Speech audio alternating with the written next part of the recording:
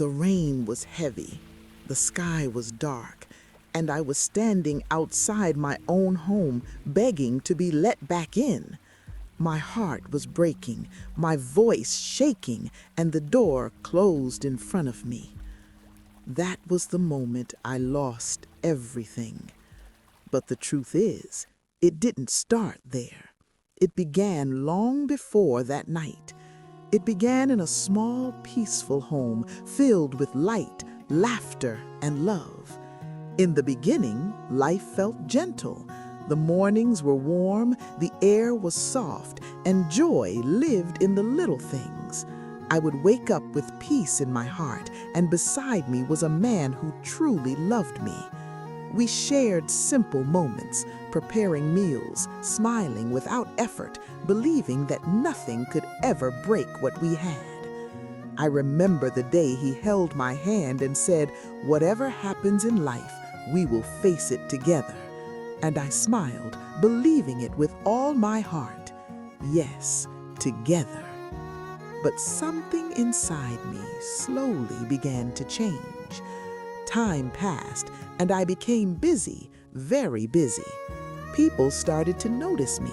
They praised me, lifted me up, filled my ears with sweet words. "You're incredible. You deserve the best. You're meant for more." And I believed them. Little by little, I stopped seeing what I already had. At home, things became different, quiet, distant, cold. One evening, he came home tired. I could hear it in the way the door opened, slow, heavy. He called my name gently, "Hadassah," but I did not move. I did not even look up. "I'm tired today," I said, as if that was enough.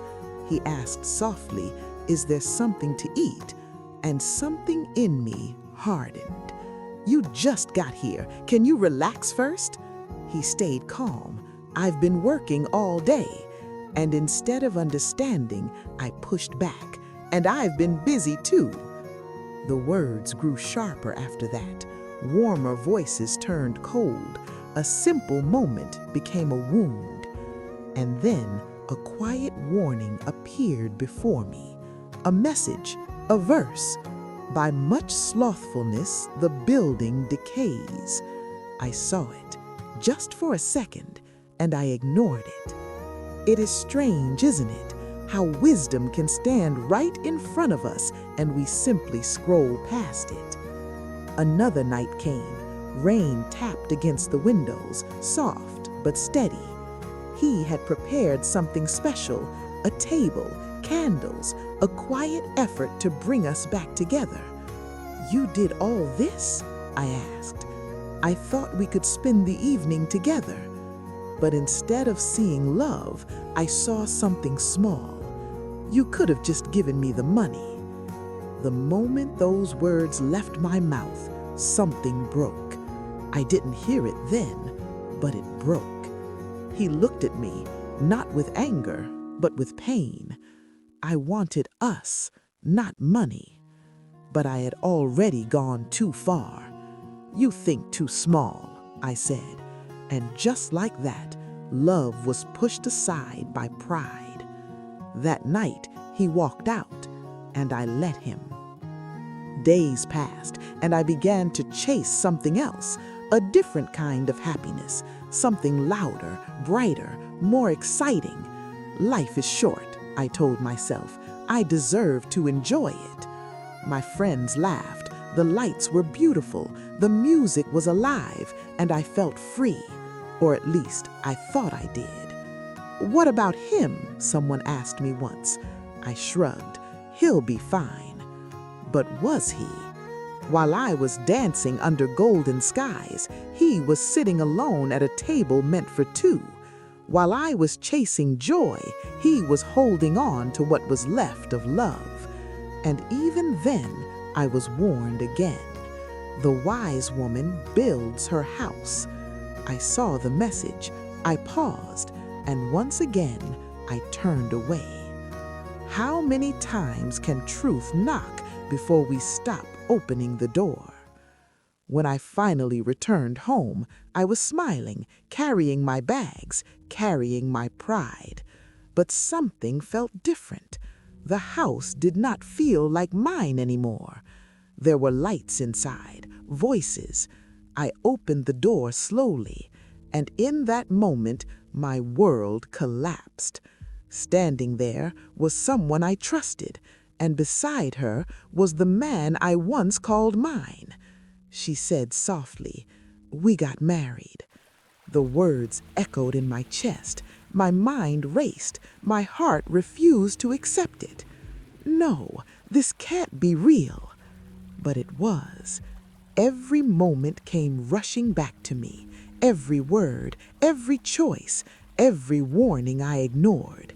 The truth became clear, painfully clear. I had not lost my home in one day.